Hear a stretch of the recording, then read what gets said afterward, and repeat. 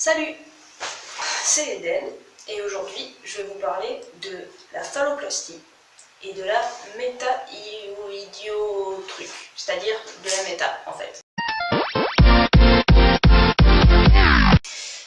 Alors la première chose que je vais vous dire, c'est qu'avec la T, c'est-à-dire la testostérone, c'est-à-dire les hormones que l'on prend quand on veut faire une transition FTM, enfin le plus souvent parce que certaines ne la prennent pas, enfin bref, avec la T, il y a quelque chose qui se développe, c'est le diclite.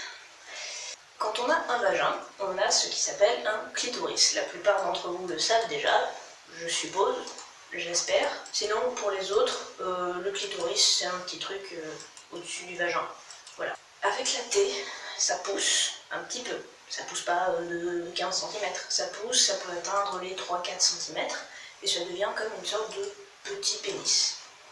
L'idée de la méta, c'est de dégager ce diclite et d'en faire quelque chose qui s'apparente un peu plus à un pénis, parce que le diclite, à la base, c'est quand même relié par la peau, machin, qui de base constitue le vagin. Du coup, c'est comme s'il y avait un pénis en dessous, mais pas vraiment un pénis sorti, voilà. Donc la méta, ça consiste en dégager ce diclite pour en faire quelque chose qui s'apparente un peu plus à un pénis. La phalloplastie, c'est différent, c'est-à-dire que la phalloplastie, ça ne se base pas sur le diclite, ça se base sur la reconstruction complète d'un pénis.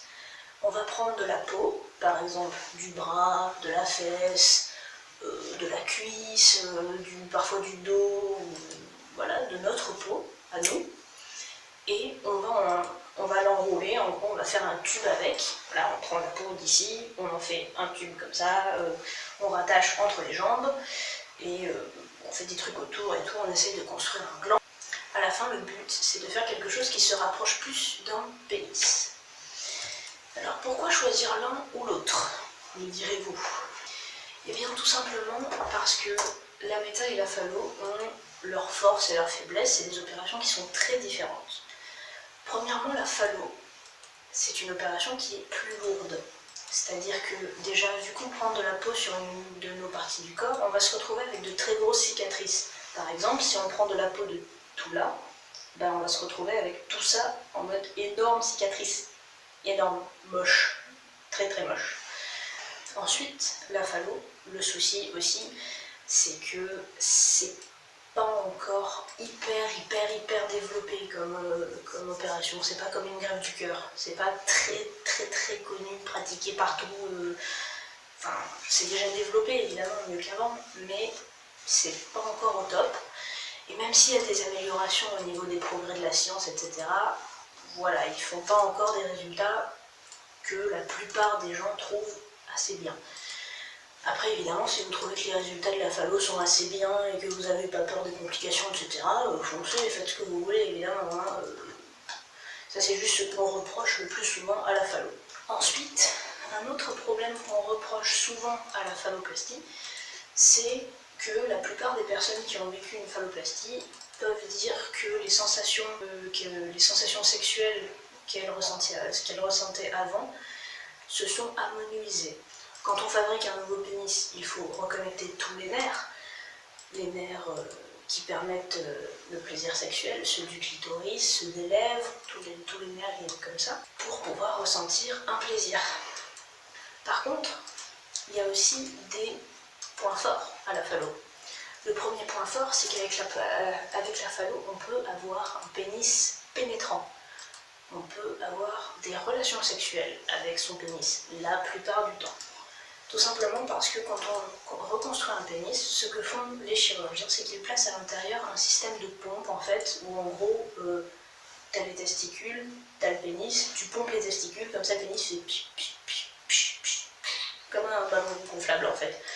Donc du coup, avec la phallo, on peut faire pipi debout, en théorie, parce que des fois, il y a des petites complications au niveau du canal urinaire, au niveau des jets, du jet qui peut être dévié à droite, à gauche. Du coup, souvent, il faut en revenir dessus, mais en théorie, on peut faire pipi debout.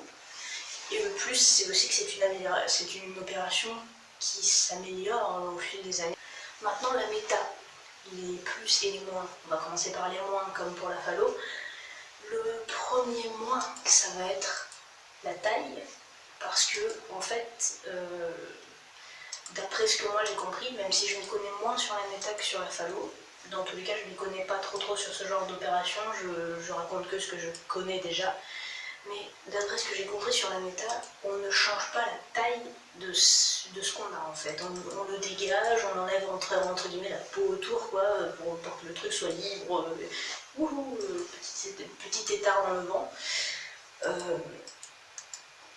On le dégage, on le laisse respirer. Mais la taille ne change pas, c'est-à-dire que si tu as un dick de 3 cm, s'ils arrivent à le dégager, à le faire ressortir comme pour un agrandissement de pénis, tu vas te retrouver avec un dick de 5 cm entre guillemets, ou 6. Mais sinon,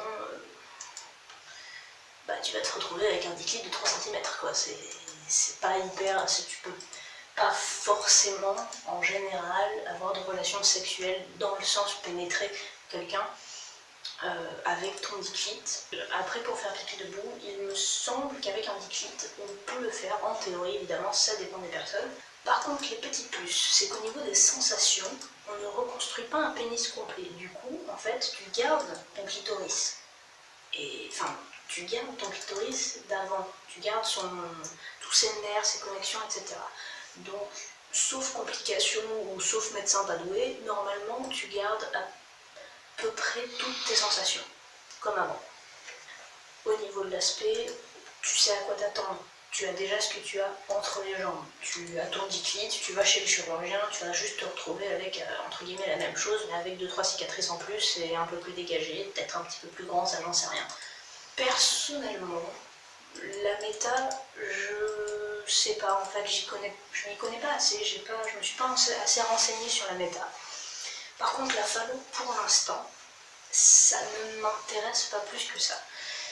C'est-à-dire qu'en fait, à la base, moi, je n'ai pas trop de dysphorie à ce niveau-là de mon corps. Je suis plus sur le torse, sur la barbe, sur les formes, sur la graisse, sur des choses comme ça. Mais cet endroit-là de mon corps ne me gêne pas énormément.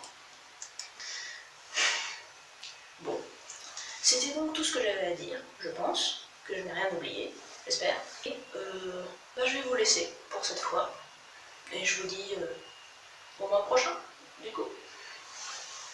Salut!